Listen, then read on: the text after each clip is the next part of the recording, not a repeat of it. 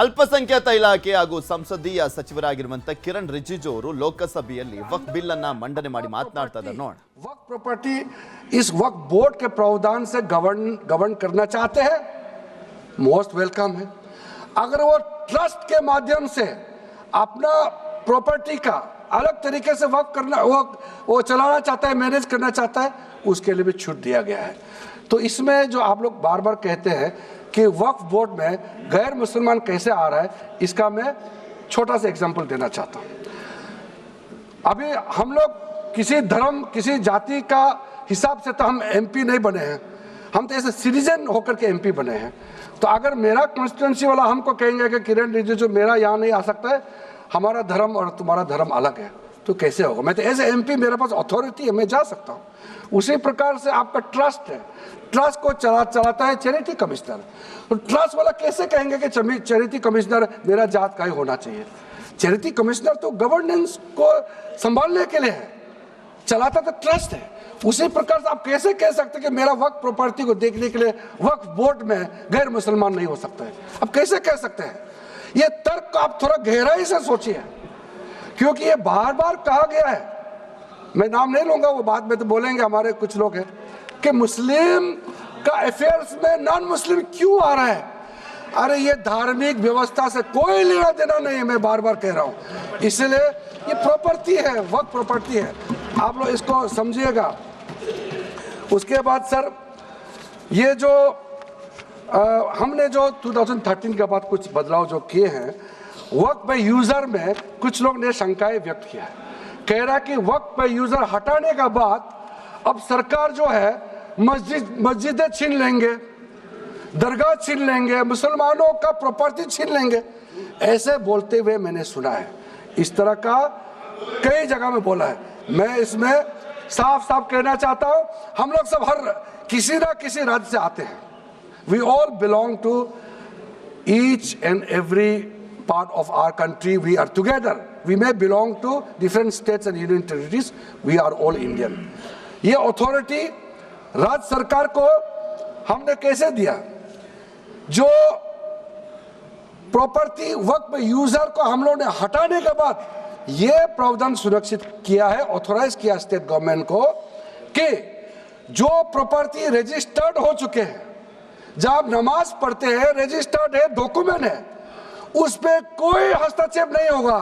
ये कानून प्रोस्पेक्टिव है, रेट्रोस्पेक्टिव नहीं है। ये आप लोग बहुत क्लियर से सुन लीजिए, ये किसी का जमीन छीनने का कानून नहीं है, ये किसी का राइट किसी का हनन करके उसका प्रॉपर्टी को हड़पने का नहीं है। राज्य सरकारों को अधिकार दिया गया है कि जो ऑलरेडी रजिस्टर्ड है उसका तो कोई डिस्प्यूट नहीं है, लेकिन जो डिस्प्यूटेड है, जो कोर्ट में पेंडिंग है, उसको हम यहाँ कानून बना के कैसे हटा सकते हैं? कोर्ट का पावर को तो हम ले नहीं सकते सर। इसलिए यहाँ बार बार ये लोग माइक बजा बजा करके झूठ 100 बार भी बोलो, कुछ होने वाला नहीं है। सिटीजनशिप अमेंडमेंट बिल जब लाया गया था, वही लोग हैं जिन्होंने कहा था कि सिटीजनशिप अमेंडमेंट बिल पास होकर एक्ट बन जाएगा तो मुसलमानों का हक छिन जाएगा, उनका नागरिकता खत्म हो जाएगा। आज सीए लागू हो गया, बताइए किसी मुसलमान का अधिकार छीना है? किसी मुसलमान का नागरिकता छीना है? बताइए, क्या आप माफी मांगेंगे? आपने देश भर में घूम घूम कर झूठे बातें फैलाया, आज आप साबित हो गया कि आपने झूठ बोला था, लेकिन आज आप माफी मांगने का भी हिम्मत नहीं रखते हैं। जिगर थाम के आप लोग सुनिए, ये आप आज दोबारा आप मिसलीड करेंगे, गलत बातें करेंगे तो फिर मुंह खाना पड़ेगा आपको, फिर कोई और बिल लेके आएंगे, फिर मैं आपका पर्दाफाश करेंगे फिर से। इसीलिए सर हम लोग तर्क पे जाइए, पॉइंट पे जाइए। इसलिए दूसरा, महिलाओं के लिए अध्यक्ष महोदय जी, क्योंकि फैमिली में पुरुष महिला सब होते हैं, तो इसमें हमने एक सिंपल प्रावधान रखा है कि एक कोई भी मुसलमान जब वक्फ क्रिएट करता है, सबसे पहले उस परिवार में जो महिला का अधिकार है उसको सुरक्षित करके ही आप वक्फ क्रिएट कर सकते हैं। नहीं तो पहले ऐसा होता था, वक्त क्रिएट कर दिया, आपका बच्चों का अधिकार खत्म हो गया, महिला का अधिकार खत्म हो गया। आप वक्त उसी प्रॉपर्टी को क्रिएट कर सकते हैं जो आपका हकदार है, जो आपका 100% हिस्सा है, उसी को ही आप वक्त क्रिएट कर सकता है। बच्चों का और महिला का अधिकार नहीं छीन सकता है। ये बहुत बड़ा रिफॉर्म है। मुसलमानों में अगर वो चाहते हैं कि महिला आगे ना बढ़े तो ये लोग इसको विरोध करेंगे, लेकिन जो थोड़ा प्रोग्रेसिव सोचने वाले, जो थोड़ा बारीकी से अगर सोचेंगे तो कितना गलत बात है कि समाज में महिलाओं को दबाने का काम करते हैं और यहाँ जोर जोर से बोलते हैं। अध्यक्ष महोदय जी, सारा मैनेजमेंट जो सरकार का जमीन या प्राइवेट का जो जमीन है, इसका कलेक्टर को इन्होंने कमेटी के माध्यम से सुझाव किया है कि हर चीज कलेक्टर को क्यों ऑथराइज किया गया है।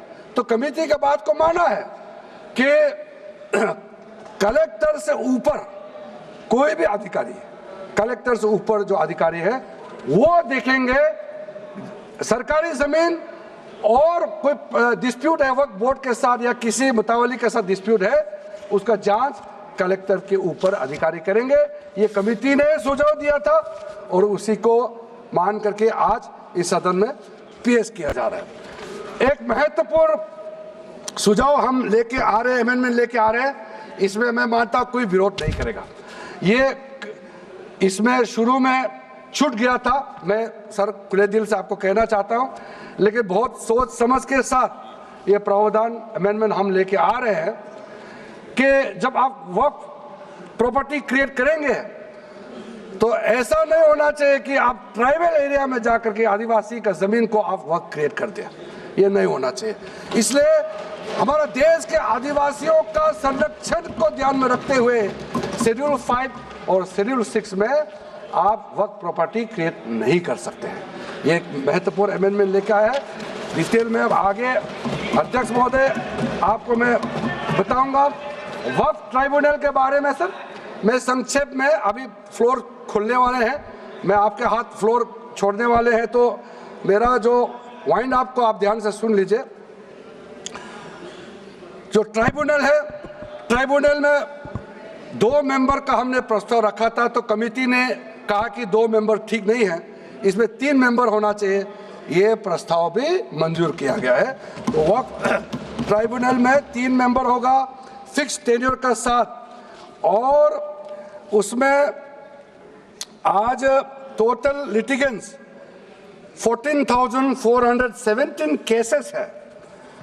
आप सोच के देखिए, तो ट्राइब्यूनल में जल्दी जल्दी केस डिस्पोज हो, 3 मेंबर्स का ट्राइब्यूनल बनाया गया है। उसके बाद में उसका टेन्योर को फिक्स किया गया है। उसके बाद में जो एक बहुत स्ट्रिंजेंट प्रोविजन था, पहले ऑटोमेटिक अपील करने का राइट नहीं था, स्पेशल रिव्यू पिटीशन ही कर सकते थे ट्राइब्यूनल के ऑर्डर के बाद। तो आज हमने एक अच्छा सोच के साथ खुला मन से ये कहा है कि अब अगर आप वक्फ बोर्ड का निर्णय से खुश नहीं है, वक्फ ट्राइब्यूनल का निर्णय से खुश नहीं है, तो आप अदालत जा सकते हैं। ये रास्ता भी हमने खोल दिया है। उसके बाद सर कंट्रीब्यूशन, एनुअल कंट्रीब्यूशन, ये भी आपका ही सुझाव था कमेटी वालों का कि जो कंट्रीब्यूशन देते हैं वक्फ बोर्ड मुतावली जो देते हैं उसको घटाना चाहिए, तो उसको 7% से 5% घटा दिया है, ताकि ज़्यादा पैसा आप चैरिटेबल पर्पस के लिए खर्चा कर सके। तो अच्छा जो प्रॉपर्टी मैनेज करता है वो तो सरकार को शाबाशी देंगे। उसके बाद एक बहुत ही महत्वपूर्ण प्रावधान है जो हमको रखना पड़ा, आपने लॉ ऑफ लिमिटेशन को इस वक्फ बोर्ड का प्रावधान से हटा दिया था, इसको हमने लगाया है। तो अब तो मालूम है the limitation act of 1963 will now apply to the work property claims from the date of commencement of this act, aiming to reduce prolonged litigation। ये बहुत बड़ा मैं मानता हूँ एक कदम उठाया है। और जो सेक्शन 40 सबसे ड्रैकोनियन प्रोविजन इस एक्ट में था, तो सेक्शन 40 था। सेक्शन 40 के तहत वक्फ बोर्ड, आप लोग बार बार कहते हैं ना ये ऐसा नहीं है, ऐसा ही है। सेक्शन 40 में किसी भी जमीन को आप वक्फ प्रॉपर्टी डिक्लेयर कर देता था, वो प्रॉपर्टी को हमने हटा दिया है। वो कोई भी जमीन को वक्फ प्रॉपर्टी डिक्लेयर करके फिर किसी गरीब के लिए नहीं करना है। वो लोग, कुछ लोग, चंद लोग अपने के लिए, अपने फायदा के लिए इस्तेमाल करते हैं। ओवैसी मैं तो नाम नहीं लूंगा, लेकिन सर ये प्रावधान को इतना मिसयूज हुआ, इसलिए तो इतना लाखों प्रॉपर्टी की संख्या बढ़ गई। अब किसी प्रॉपर्टी को कैसे आप क्लेम कर सकते हैं? इसलिए इस सेक्शन 40 की वजह से, अध्यक्ष महोदय जी, इस सेक्शन 40 की वजह से कई मुद्दे इस देश में आया है।